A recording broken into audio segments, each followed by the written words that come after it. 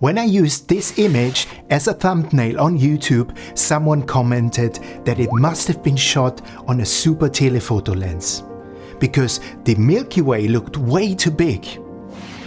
It wasn't. It was shot on a 35mm lens. However, that comment got me thinking not just about lenses, but about perception. How does a lens really change the way we see the Milky Way, and how can I use that knowledge to create more meaningful night sky images? My name is Tim, and you're watching Cosmic Captures.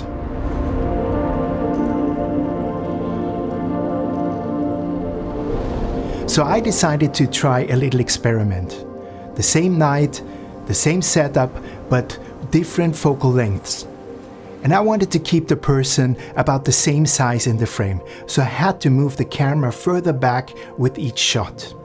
The Milky Way, of course, never changes its actual size, but changing the focal length and the distance dramatically changes how it appears and feels in the image.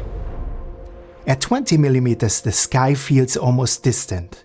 The landscape stretches and the Milky Way becomes part of a vast and open space. When we move to 24mm, things start to balance out. The Milky Way stands out more clearly, but the scene still feels wide and airy. At 35mm, the perspective tightens. The sky moves closer, the Milky Way feels more defined, almost like it's leaning forward to you. And by 50mm, it becomes almost overwhelming. The Milky Way stretches across nearly the whole frame.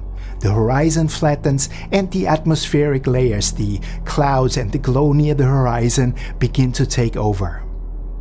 So what we're really changing is the relationship between the sky, the landscape and the person.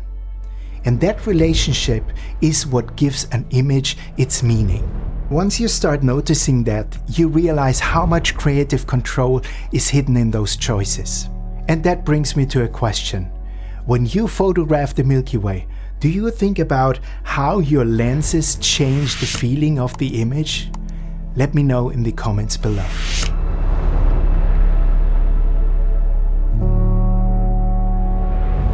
For a long time, my approach to landscape astrophotography was pretty simple. Find a beautiful foreground and make sure the Milky Way lines up behind it. And honestly, there's nothing wrong with that. Some of my favorite images came from that exact mindset. But lately, I've started to see things differently. Instead of just asking where to place the Milky Way, I've started asking why and how I'm placing it there.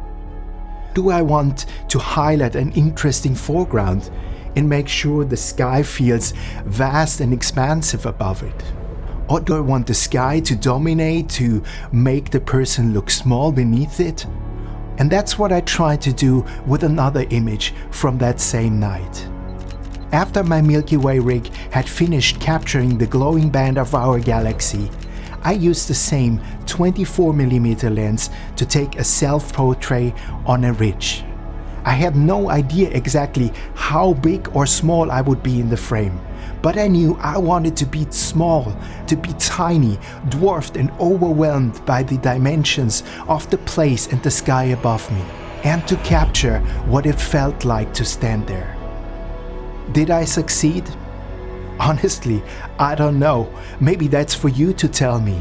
But I know I have tried to use whatever I have with more intention and to make moments like these visible. So the next time you are out under the stars, don't just think about which lens to use. Think about what you wanted to say.